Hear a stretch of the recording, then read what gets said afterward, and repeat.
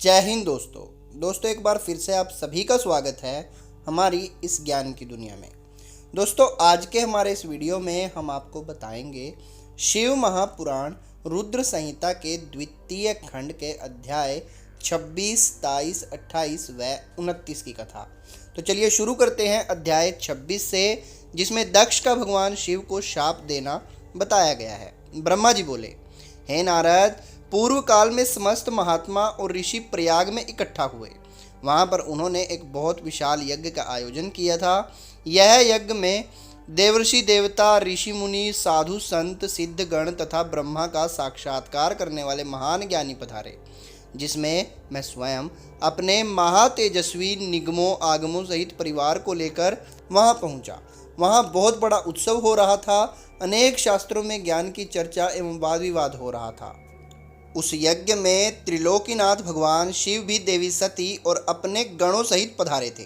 भगवान शिव को वहां आया देख मैंने सभी देवताओं, ऋषियों, मुनियों ने उन्हें झुककर भक्तिभाव से प्रणाम किया तथा अनेक प्रकार से उनकी स्तुति की। शिव जी की आज्ञा पाकर सभी ने अपना आसन ग्रहण कर लिया। इसी समय प्रजापति दक्ष भी वहां आ पहुंचे। वे बड़े ही तेजस्वी थे। प्रजापति दक्ष ने मुझे प्रणाम करके अपना आसन ग्रहण कर लिया। वे ब्रह्मांड के अधिपति थे, इसी कारण उन्हें अपने पद का घमंड हो गया था। उनके मन में अहंकार ने घर कर लिया था। ब्रह्मांड के अधिपति होने के कारण वे सभी देवताओं के वंदनीय थे। सभी ऋषि मुनियों सहित देवर्षि ने भी मस्तक झुकाकर प्रजापति दक्ष को प्रणाम किया और उनकी स्तुति कर उनका आदर सत्कार किया। परंतु त्रिलोकीनाथ भगवान शिव शंभु ने न तो उन्हें प्रणाम किया और न ही अपने आसन से उठकर दक्ष का स्वागत किया। इस बात पर दक्ष क्रोधित हो गए। ज्ञान शून्य होने के कारण प्रजापति दक्ष ने क्रोधित नेत्रों से महादेव जी को देखा और सबको सुनाते हुए उच्च स्वर में कहने लगे। प्रजापति दक्ष बोले, सभी देवता, असुर, ब्राह्मण, ऋषि मुनि सभी मुझे नम्रता पूर्वक प्रणाम कर मेरे आगे सिर झुकाते हैं। ये सभी उत्तम भक्ति भाव से मेरी आराधना करते हैं, परंतु सदैव प्रेतों और पिशाचों से घिरा रहने वाला यह दुष्ट मनुष्य क्यों मुझे देखकर अनदेखा कर रहा है? शमशान में निवास करने वाला यह निर्लज्ज जीव क्यों मेरे सामने मस्तक नहीं झुकाता? भूतों पिशाचों का साथ करने के कारण क्या यह शास्त्रों की विधि भी भूल गया है? इतने नीति के मार्ग को भी आलंकित किया है। इसके साथ रहने वाले या इसकी बातों का अनुसरण करने वाले मनुष्य पाखंडी, दुष्ट और पाप का आचरण करने वाले होते हैं। वे ब्राह्मणों की बुराई करते हैं तथा स्त्रियों के प्रति आकर्षित होते हैं। यह रुद्र चारों वर्गों से पृथक और कुरूप है, इसलिए इस पावन यज्ञ से इसे बहिष्कृत कर दिया जाए। यह उत्तम कुल और जन्म से हीन है, अतः इसे यज्ञ से भाग न देने दिया जाए। पुत्र क्रोध से विवेक समाप्त हो जाता है। दक्ष ने शिव के लिए अपशब्द कहते हुए उसके परिणाम पर तनिक भी विचार नहीं किया। अहंकार के कारण यह शिव के स्वरूप को भूल गया। यह सब कुछ भूल गया कि आदि शक्ति ने जिसका तप द्वारा वर्ण किया है वह कोई साधारण मनुष्य, ऋषि या देव नहीं है। ब्रह्मा जी बोले, हे नारद, दक्ष की ये बातें सुनकर भृगु आदि बहुत से महर्षि रुद्रदेव को दुष्ट मानकर उनकी निंदा करने लगे। ये बातें सुनकर नंदी को बुरा लगा। उनका क्रोध बढ़ने लगा और वे दक्ष को शाप देते हुए बोले कि है महामूढ़, दुष्ट बुद्धि दक्ष, तू मेरे स्वामी देवादिदेव महादेव को यज्ञ से निकालने वाला कौन होता है? जिसके स्मरण मात्र से यज्ञ सफल हो जाते हैं और तीर्थ पवित्र हो जाते हैं, तो उन महादेव जी को कैसे शाप दे सकता है? मेरे स्वामी निर्दोष हैं और तूने अपने स्वार्थ की सिद्धि के लिए उन्हें शाप दिया है और उनका मजाक उड़ाया है। जिन सदा शिव ने इस जगह की सृष्टि की, इसका पालन किया और जो इसका संहार करते हैं, तो उन्हीं महेश्वर को शाप देता है। नंदी के ऐसा वचनों को सुनकर प्रजापति दक्ष के क्रोध की कोई सीमा न रही। वे आग बबूला हो गए और नंदी समेत सभी रुद्रगणों को शाप देते हुए बोले, अरे दुष्ट रुद्रगणों, मैं तुम्हें शाप देता हूँ कि तुम सब वेदों से बहिष्कृत हो जाओ, तुम वैदिक मार्ग से भटक जाओ और सभी ज्ञानी मनुष्य तुम्हारा त्याग कर दें। तुम शिष्ट आचरण न करो और पाखंडी हो जाओ।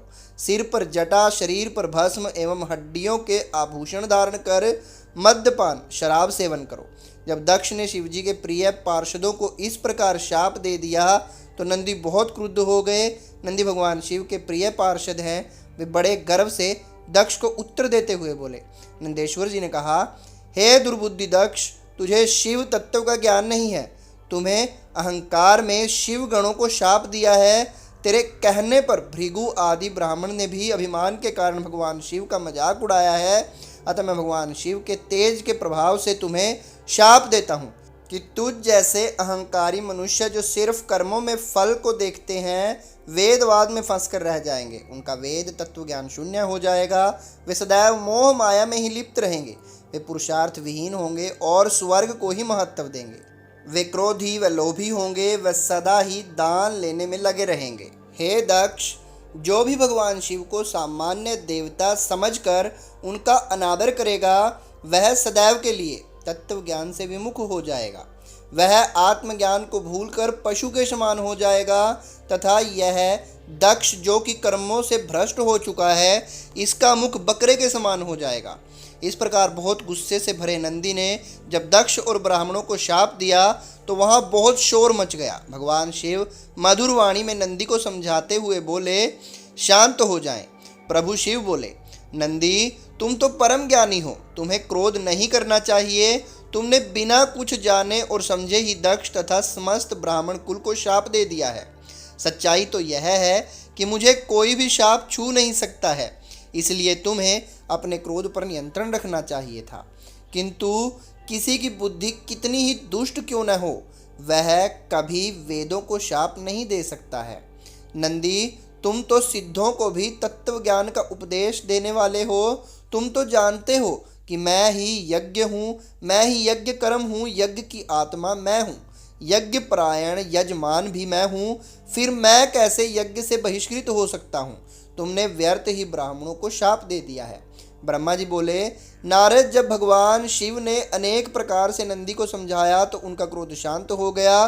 तब शिव जी अपने अन्य गणों व पार्षदों के साथ अपने निवास स्थान कैलाश पर्वत पर चले गए। क्रोध से भरे दक्ष भी ब्राह्मणों के साथ अपने स्थान पर चले गए, परंतु उनके मन में महादेव जी के लिए क्रोध एवं ईर्ष्या का भाव ऐसा ही रहा। उन्होंने शिव के प्रति श्रद्धा को त्याग दिया और उनकी निंदा करने लगे। दिन ब दिन उनकी ईर्ष्या बढ़ती जा रही थी।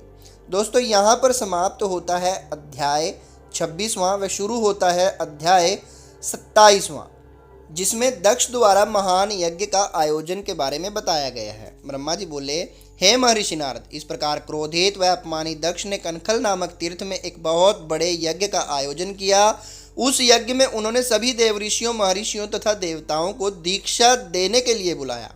अगस्त्य, कश्यप, अत्रि, वामदेव, भृगु, दधीचि, भगवान व्यास, भारद्वाज, गौतम, पैल, पराशर, गर्ग, भार्गव, कुकुश, सित, सुमंत, त्रिक, कंक और वैशंपायन सहित अनेक ऋषि मुनि अपनी पत्नियों व पुत्रों सहित प्रजापति दक्ष के यज्ञ में सम्मिलित हुए। समस्त देवता अपने देवगणों के साथ प्रसन्नता पूर्वक यज्ञ में गए। अपने पुत्र दक्ष की प्रार्थना स्वीकार करके मैं विश्वश्रेष्ठ ब्रह्मा और वैकुंठ लोक से भगवान विष्णु भी उस यज्ञ में पहुँचे। वहाँ दक्ष ने सभी पधारे हुए अतिथियों का खूब आदर सत्कार किया। उस यज्ञ के स्थान का निर्माण देवताओं के शिल्पी विश्वकर्मा द्वारा किया गया था। विश्वकर्मा ने बहुत से दिव्य भवनों का निर्माण किया। उन भवनों में दक्ष ने यज्ञ पधारे अतिथियों को ठहराया। दक्ष ने भृगु ऋषि को ऋत्विज बनाया। भगवान विष्णु यज्ञ के अधिष्ठाता थे। इस विधि को मैंने ही बताया था। दक्ष सुंदर रूप धारण कर यज्ञ मंडल में उपस्थित था। उस महान यज्ञ में 88,000 ऋषि एक साथ हवन कर सकते थे। 64,000 देवऋषि मंत्रों का उच्चारण कर रहे थे। सभी सहित यज्ञ में पधारे हुए थे। कौतुक और मंगलाचार कर दक्ष ने यज्ञ की दीक्षा ली, परंतु उस दुरात्मा दक्ष ने त्रिलोकीनाथ करुणा निधान भगवान शिव को यज्ञ के लिए निमंत्रण नहीं भेजा था, न ही अपनी पुत्री सती को ही बुलाया था। दक्ष अनुसार भगवान शिव कपालधारी हैं, इसलिए उन्हें यज्ञ में स्थान देना गलत है। सती भी शिवजी की पत्नी होने के कारण कपाली भार्या हुई, अतः उन्हें भी बुलाना पूर्णतः अनुचित था। दक्ष का यह यज्ञ महोत्सव अत्यंत धूमधाम एवं हर्ष उल्लास से आरंभ हुआ। सभी ऋषि मुनि अपने अपने कार्य में संलग्न हो गए। तभी वहाँ महर्षि दधीचि पधारे। उस यज्ञ में भगवान शंकर को न पाकर दधीचि बोले, हे श्रेष्ठ देवताओं और महर्षियों, मैं आप सभी को श्रद्धापूर्वक नमस्कार करता हूँ। हे श्रेष्ठ जनों, आप सभी यहाँ इस महान यज्ञ में पधारे हैं।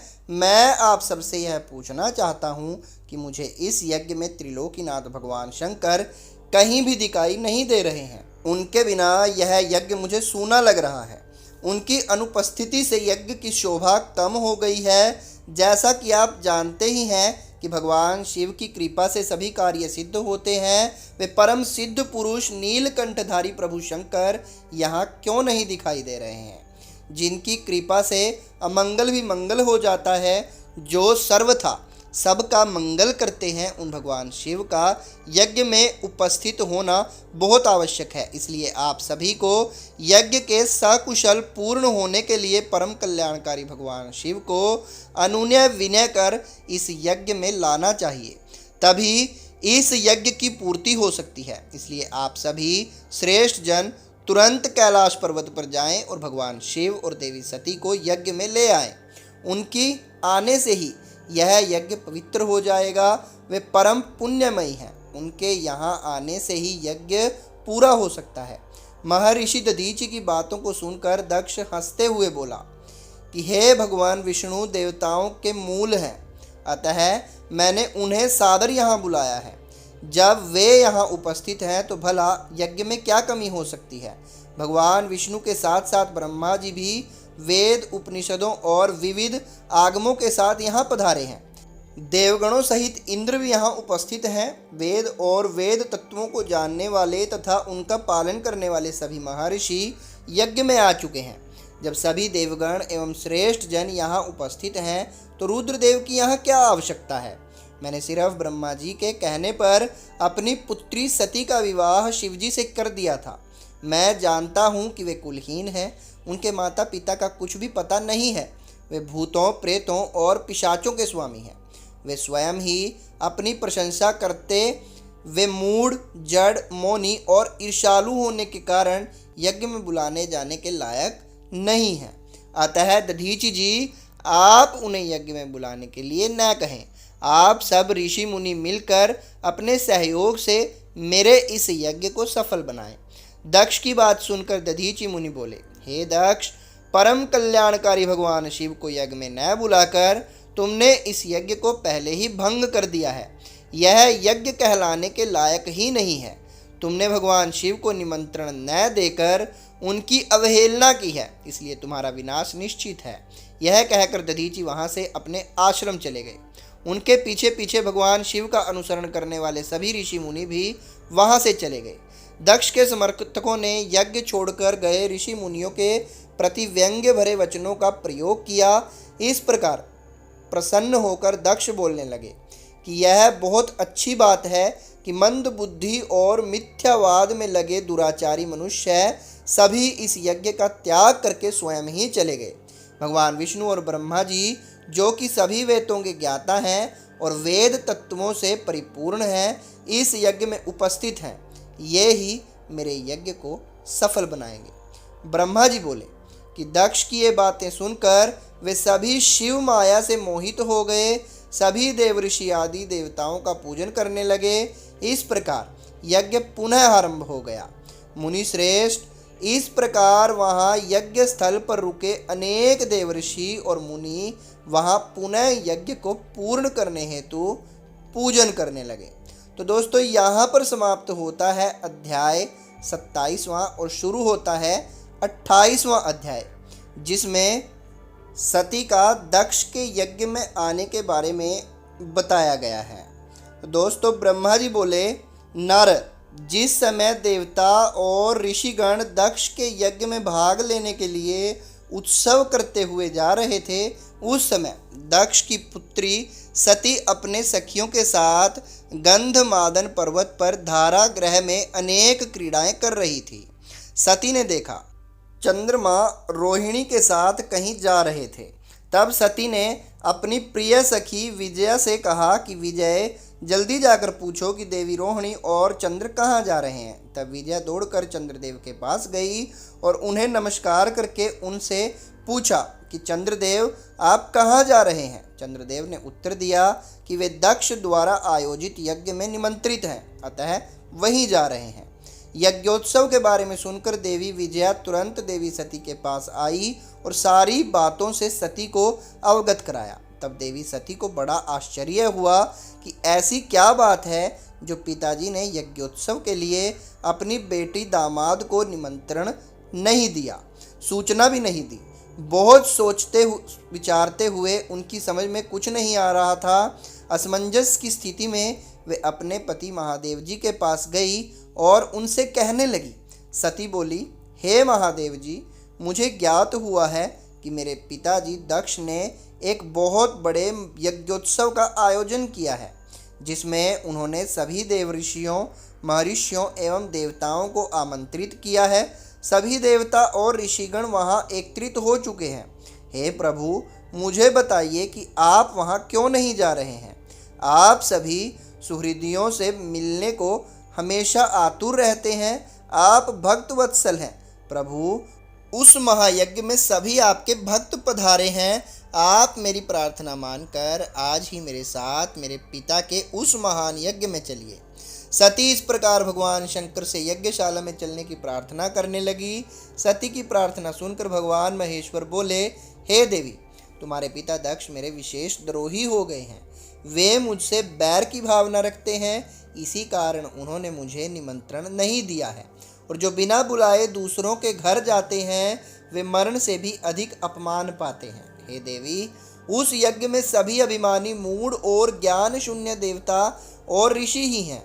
उत्तम व्रत का पालन करने वाले और मेरा पूजन करने वाले सभी ऋषि मुनियों और देवताओं ने उस महायज्ञ का त्याग कर दिया है तथा अपने अपने धाम को वापस चले गए हैं। अतः प्रिय, हमारा उस यज्ञ में जाना अनुचित है।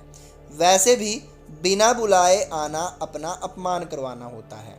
शिवजी के इन वचनों को सुनकर देवी सती क्रुद्ध हो गई और शिवजी से बोली, हे प्रभु, आप तो सबके परमेश्वर हैं। आपके उपस्थित होने से यज्ञ सफल हो जाते हैं। आपको मेरे दुष्ट पिता ने आमंत्रित नहीं करके आपका अपमान किया है। भगवान, मैं ऐसा करने का प्रयोजन जानना चाहती हूँ कि क्यों मेरे पिता ने आपका अनादर किया है। इसलिए मैं अपने पिता के यज्ञ में जाना चाहती हूँ ताकि इस बात का पता लगा सकूँ। अतः प्रभु, आप मुझे आज्ञा प्रदान करें। देवी सती के क्रोधित शब्दों को सुनकर भगवान शंकर बोले, हे देवी, यदि तुम्हारी इच्छा वहां जाने की है तो मैं तुम्हें आज्ञा देता हूँ कि अपने पिता के यज्ञ में जाओ। नंदीश्वर को सजाकर उस पर चढ़कर अपने संपूर्ण वैभव के साथ अपने पिता के यहाँ जाओ। शिवजी की आज्ञा मानकर देवी सती ने उत्तम श्रृंगार किया और अनेक प्रकार के आभूषण धारण करके देवी सती अपने पिता के घर की ओर चल दी। उनके साथ शिवजी ने 60,000 रौद्र गणों को भी भेजा। वे सभी गण उत्सव रचाकर देवी का गुणगान करते हुए दक्ष के घर की ओर जाने लगे। शिव गणों ने पूरे रास्ते शिव शिवा के यश का गान किया। उस यात्रा काल में जगदम्बा बहुत शोभा पा रही थी।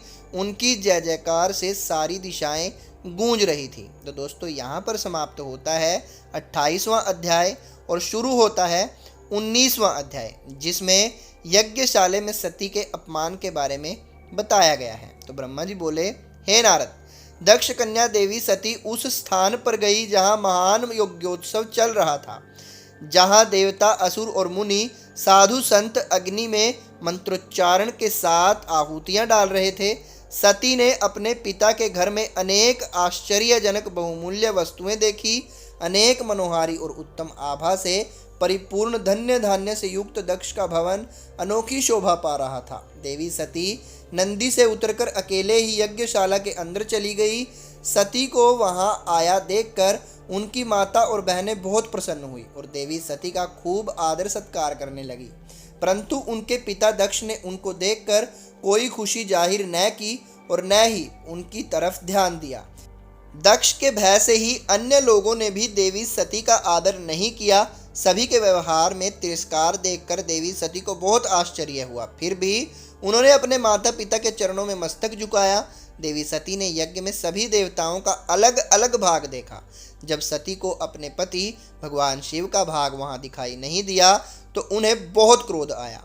अपमानित होने के कारण देवी सती दक्ष को लताड़ते हुए बोली, हे प्रजापति, आपने परम मंगलकारी भगवान शिव को इस यज्ञ में क्यों नहीं बुलाया, जिनकी उपस्थिति से ही सारा जगत पवित्र हो जाता है।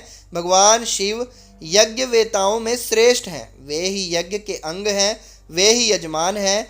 जब सब कुछ वे ही हैं तो उनके बिना इस महायज्ञ की वे सिद्धि कैसे कर सकते हैं। उनके बिना तो यह यज्ञ अपवित्र।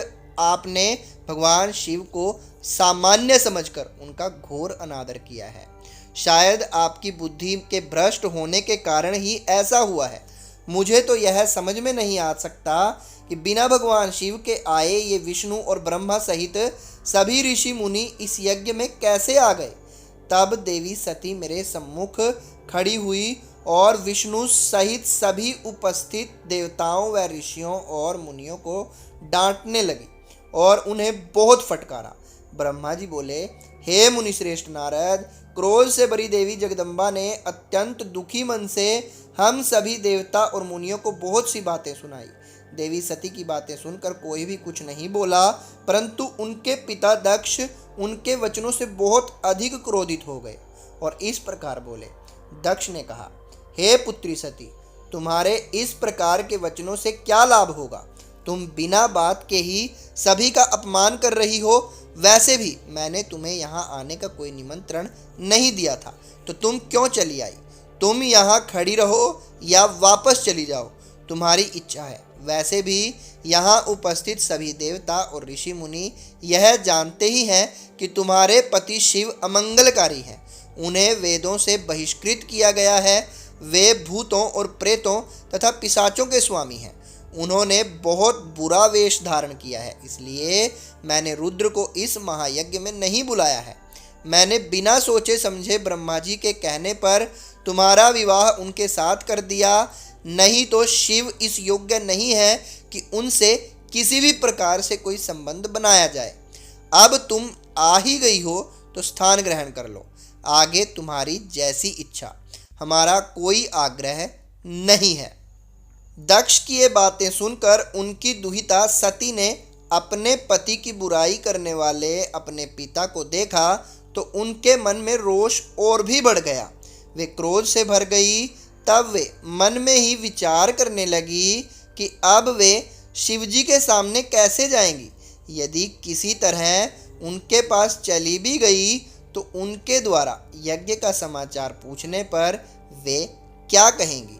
यह सब सोचकर वे अपने पिता दक्ष से बोली, जो त्रिलोकीनाथ करुणानिधान महादेव जी की निंदा करता है अथवा सुनता है वह हमेशा के लिए नरक में जाता है। अर्थात जब तक सूर्य और चंद्रमा का अस्तित्व है उसे नरक भोगना पड़ता है। इस प्रकार देवी सती को वहां आने पर बहुत पश्चाताप हो रहा था। अपने पति भगवान शिव की अवहेलना को वह सहन नहीं कर पा रही थी। तब वे अपने पिता दक्ष सहित अन्य देवताओं से कहने लगी। देवी सती बोली, तुम सभी भगवान शिव के निंदक हो। तुमने उनकी अवहेलना होते देखकर प्रभु शिव का अपमान किया है। इस पाप का फल तुम सभी को अवश्य भोगना पड़ेगा। जो लोग भक्ति और ज्ञान से विमुख हैं वे यदि ऐसा कार्य करें तो कोई आश्चर्य नहीं होता, परंतु जिन लोगों ने अज्ञान के अंधेरे को दूर कर अपने ज्ञान चक्षुओं को खोल लिया है, जो महात्माओं के चरणों की धूल से अपने को शुद्ध और पवित्र कर चुके हैं, उन्हें किसी से वैर भाव रखना, ईर्ष्या करना और निंदा करना कतई शोभा नहीं देता है। भगवान शिव के श्री चरणों का ध्यान करते हुए उनका 2 अक्षर का नाम शिव का उच्चारण करने से ही सारे पाप धुल जाते हैं। तुम मूर्खता के वश में होकर उन्हीं भगवान का अनादर कर रहे हो। उनके द्रोह करके तू कुछ भी हासिल नहीं कर सकते हो। उदार भगवान महादेव जी जटा और कपाल धारण किए शमशान में भूतों के साथ प्रसन्नता पूर्वक रहते हैं। वे शरीर पर भस्म लगाए और गले में नर मुंडों की माला धारण करते हैं। फिर भी मनुष्य उनके चरणों की धूल अपने माथे पर लगाते हैं, क्योंकि वे साक्षात परमेश्वर हैं। वे परम ब्रह्म परमात्मा हैं। वे ऐश्वर्य से सदा ही दूर रहते हैं। जो ऐसे महापुरुष की निंदा करता है उसके जीवन को धिक्कार है। मैंने भी तुम्हारे द्वारा की गई पति भगवान शिव की निंदा को सुना है, इसलिए मैं अपने शरीर को त्याग दूंगी। इस यज्ञ की अग्नि में प्रवेश कर मैं भस्म हो जाऊंगी। मैंने अपने प्रिय पति भगवान शिव का अनादर देख भी लिया और उनके प्रति अपने पिता के कटु वचनों को भी सुन लिया है। अतः अब मैं इस जीवन का क्या करूं? मैं इस समय पूर्णतः अस्पृश्य ही इस यज्ञशाला में जो भी शक्तिवान और सामर्थ्यवान पुरुष हो, वह भगवान शिव की उपेक्षा करने वालों और उन्हें बुरा और अमंगलकारी कहने वाले की जीभ काट दे, तभी वह शिव निंदा सुनने के पाप से बच सकता है। जो ऐसा करने में समर्थ न हो तो उसे अपने दोनों कानों को बंद करके यहाँ से तुरंत चले जाना चाहिए, तभी वह दोष मुक्त होगा। फिर देवी सती अपने पिता दक्ष की ओर मुख करके बोली, जब मेरे पति महादेव जी मुझे आपके साथ संबंध होने के कारण दाक्षायणी कहकर पुकारेंगे तो मैं कैसे कुछ कह पाऊंगी। हे पिताजी, आपने मेरे पति का घोर अपमान करके मुझे उनके सामने जाने लायक नहीं छोड़ा, इसलिए मेरे पास अब एक ही रास्ता शेष है। मैं आपके द्वारा प्राप्त इस घृणित शरीर का आपके सामने ही त्याग कर दूंगी। तत्पश्चात सती यहाँ उपस्थित सभी देवताओं से बोली कि तुम सबने करुणा निधान भगवान शिव की निंदा सुनी है, इसलिए तुम्हारे कर्मों का दुष्परिणाम तुम्हें अवश्य मिलेगा। मेरे पति भगवान शिव तुम सबको इसका दंड अवश्य ही देंगे। उस समय देवी बहुत क्रोधित थी। वह सब कहकर वे चुप हो गई और अपने मन में अपने प्राण वल्लभ भगवान शिव का स्मरण करने लगी। तो दोस्तों, यहाँ पर समाप्त होता है 29वां अध्याय और आज का हमारा वीडियो भी। जल्दी मिलेंगे आपको फिर से एक और नए वीडियो के साथ। तब तक के लिए जय हिंद, जय भारत।